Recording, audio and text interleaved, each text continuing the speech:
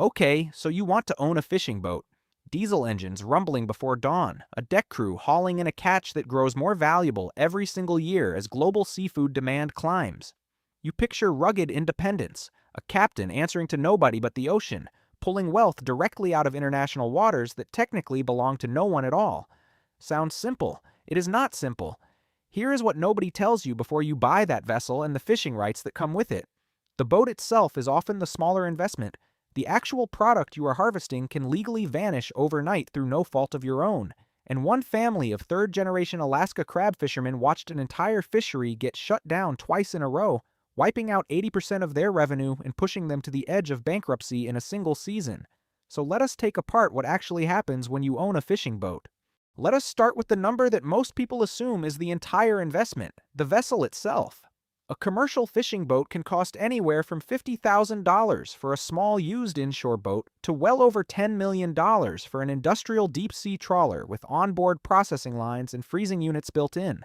Most small and mid-size operations spend somewhere between $200,000 and $600,000 for a reliable vessel equipped with refrigeration, hydraulic systems, and modern navigation equipment, and new builds cost meaningfully more upfront than used boats, but come with lower long-term maintenance costs baked into that premium.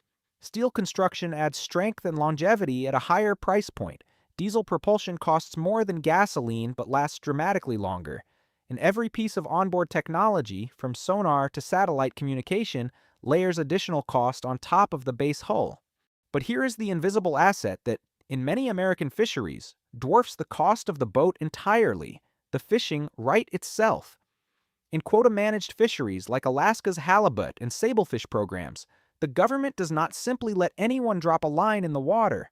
It issues transferable quota shares to a limited number of participants, and those shares trade on an open market completely separate from the vessel that will eventually harvest them.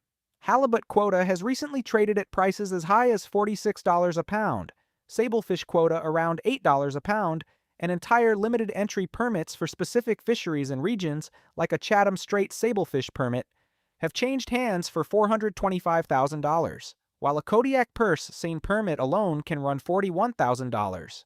This means a fisherman entering certain American fisheries is not really buying a boat and going to work. They are buying a scarce, government-rationed legal right to harvest a specific poundage of a specific species in a specific region, and that right can easily cost more than the vessel required to actually catch it.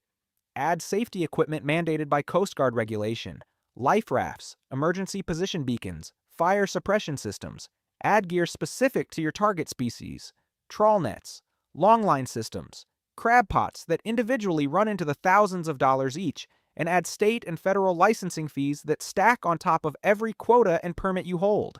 And you begin to understand why the entry price into commercial fishing has almost nothing to do with the sticker price of the hull sitting at the dock. There's also a financing wrinkle unique to this asset class, because a bank evaluating a loan against a fishing quota is not evaluating a building or a piece of land. It is evaluating a legal right whose entire value depends on a regulatory agency's annual population assessment. That makes quota-backed lending a genuinely specialized corner of agricultural and marine finance, often requiring specialized lenders who understand fishery biology as much as they understand loan-to-value ratios. And it means the interest rate you are offered on quota financing frequently runs higher than a comparable real estate loan, precisely because the underlying collateral can lose the majority of its value overnight based on a single research survey rather than gradual market movement the way real estate typically depreciates. So the boat is loaded, the quota is in hand, and now the daily grind of actually surviving on the water begins, because a fishing vessel carries one of the most punishing fixed and variable cost structures of any small business on this channel. This is operating leverage measured in gallons of diesel and hours at sea. Fuel represents one of the single largest costs of any fishing trip, and in some commercial fisheries, fuel alone accounts for 30 to 60% of total operating costs, a figure that swings dramatically based on how far offshore you are running and how much active towing your gear requires, since roughly 95% of a trawler's fuel burn goes directly into dragging the net through the water rather than simply moving the boat. That fuel bill accumulates whether the nets come back full or nearly empty, because the engine does not know the difference between a good set and a bad one.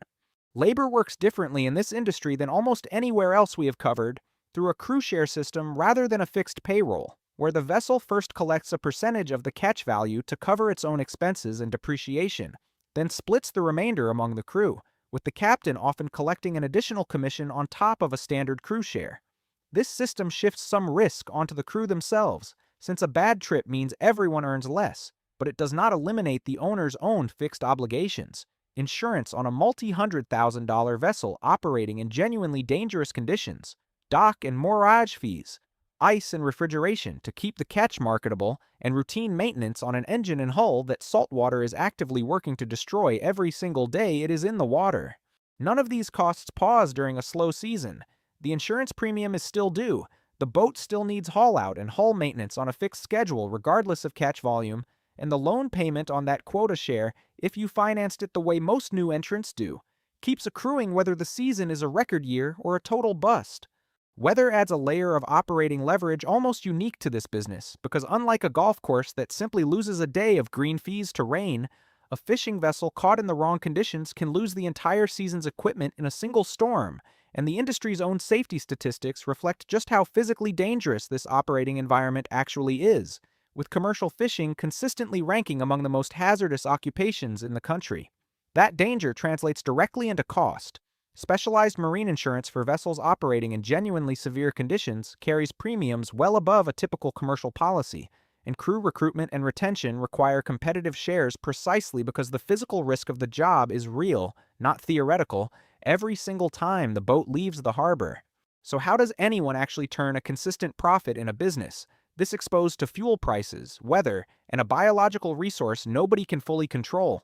This is the popcorn business moment. And in commercial fishing, it shows up in the enormous gap between what different parts of the same catch are actually worth.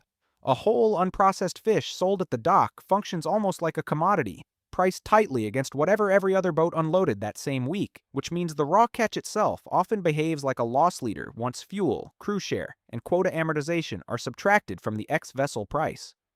The real margin lives one step further down the value chain in how that catch gets processed, graded, and sold.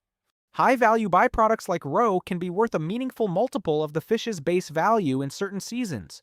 Premium fillets command sharply higher prices than the same fish sold whole, and vertically integrated operators who control processing as well as harvesting capture margin at every single step instead of handing that value to a middleman processor. There's also a second, quieter profit engine layered underneath the fishing itself, quota leasing.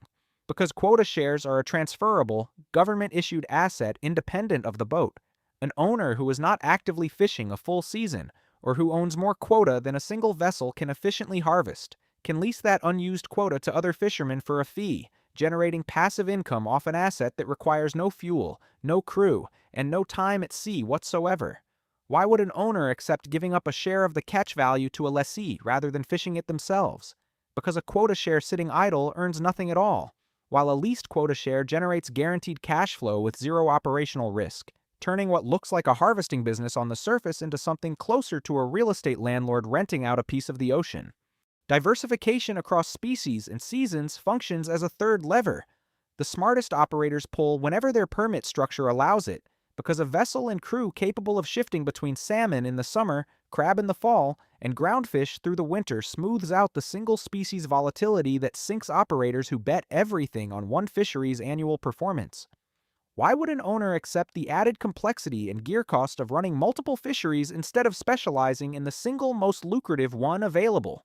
Because specialization concentrates risk exactly where this industry is most dangerous, in the biological uncertainty of one specific population, and the operators who survive multiple decades in this business are disproportionately the ones who spread that uncertainty across several independent resources rather than staking the entire year on one.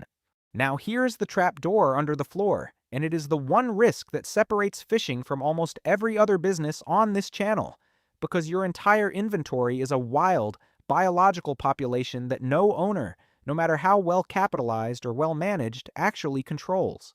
A fishery's total allowable catch is set annually by regulators based on population surveys, and when that population collapses due to environmental shifts, disease, or simple natural variability, the government does not simply reduce your quota, it can cancel the entire season outright, instantly reducing your revenue to zero. While every fixed cost we just described, The loan payment on your quota share, your insurance premium, your dock fees keeps accruing exactly as before. This is a risk baked directly into the biological reality of the product itself. And unlike a drought that might reduce a golf course's revenue by a manageable percentage, a fishery closure can eliminate 100% of your expected income for an entire year with essentially no warning beyond a single research survey coming back worse than expected. Layered directly on top of that biological risk sits the financing structure most new entrants use to get into the business in the first place. Debt secured against both the vessel and the quota share. Because quota can cost more than the boat itself, most fishermen entering a limited entry fishery are carrying meaningful leverage against an asset whose entire value depends on a fishery remaining open and productive. Which means a population collapse does not just eliminate a year of income, it can simultaneously threaten the collateral value of the loan itself, since a quota share for a closed fishery becomes difficult to sell or lease to anyone at all. There is a third dimension to this trap that compounds both the biological risk and the leverage risk simultaneously: geographic and regulatory concentration. Because quota shares are typically tied to a specific species in a specific management region, an owner cannot simply redirect the boat to a healthier fishery the way a retailer might pivot product lines during a slow season. The quota itself is only valid for the exact fishery it was issued against. A fisherman holding quota concentrated in a single species and region has effectively made a leveraged bet on the long-term health of one specific ecosystem, with almost no built-in diversification to fall back on if that particular population happens to be the one that collapses, unlike a diversified investor who can simply rebalance a portfolio when one sector underperforms. Let us talk about Gabriel Prout and his family. Third-generation Bering Sea crab fisherman based in Kodiak, Alaska, whose father spent 45 years working these waters before them.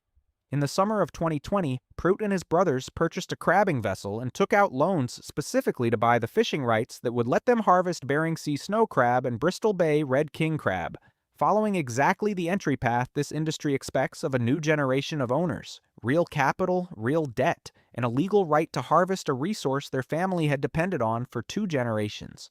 For a while, the business ran the way the model is supposed to work: a vessel, a crew, and quota generating steady seasonal income against the debt used to acquire it.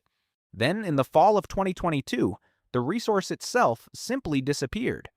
Trawl surveys revealed the Bering Sea snow crab population had crashed nearly 90% between 2018 and 2021, a collapse scientists later attributed primarily to a marine heat wave that devastated the crab's habitat. And the Alaska Department of Fish and Game made a decision no individual fisherman could see coming or prevent, canceling the Bering Sea snow crab season entirely for the first time in the fishery's history. It was the second consecutive year Bristol Bay red king crab had also been closed. Prout described the resulting situation in stark terms, calling it an 80% loss of the revenue his family's business needed just to operate, forcing them to make cuts to boat maintenance and to crew, decisions that directly compromised the safety and reliability of the very vessels their livelihood depended on. Industry-wide, the Alaska Bering Sea Crabbers Trade Association estimated the closures caused roughly $287 million in direct ex-vessel losses across the fleet, with total economic impact projected well over $500 million once processors, gear suppliers, and coastal communities were included, and warned publicly that many second- and third-generation crabbing families would face outright bankruptcy. Prout's own family was left tendering and transporting fish just to generate 10 to 20% of the revenue they actually needed, describing their remaining options as bankruptcy, or somehow finding a way to make the math work regardless. The lesson is not that fishing is an inherently doomed business.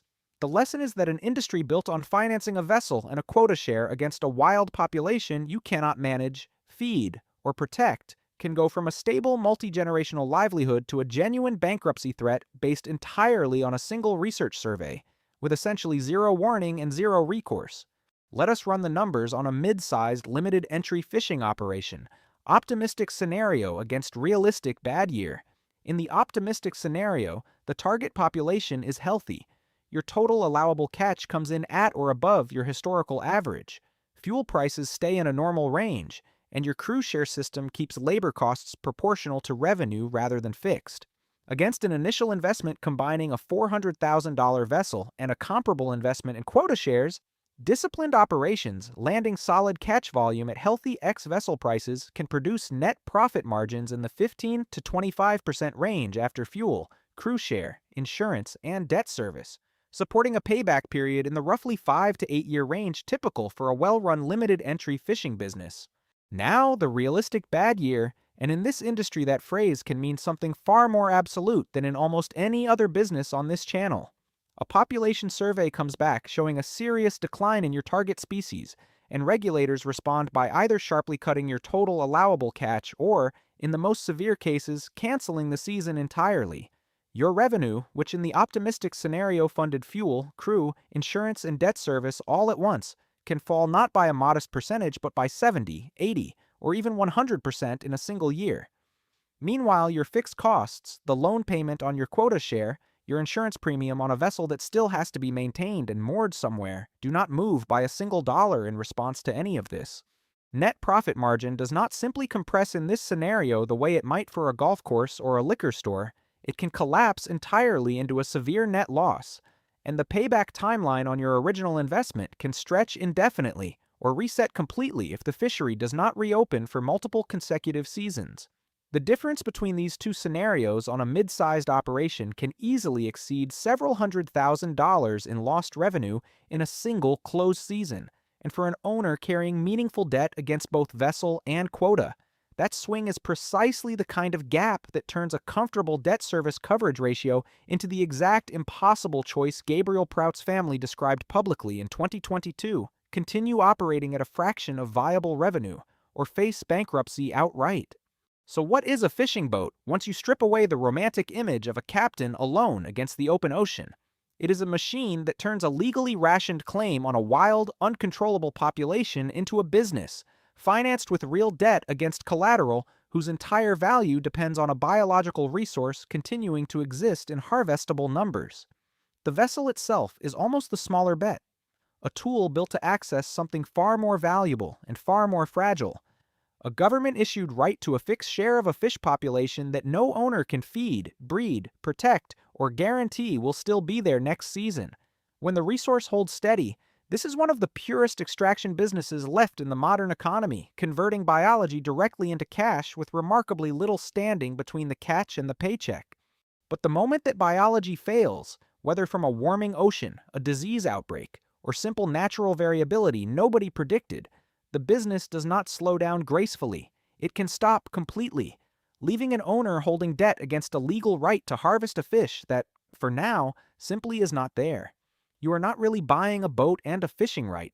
You are buying a bet that the ocean keeps producing exactly what a spreadsheet years ago assumed it always would.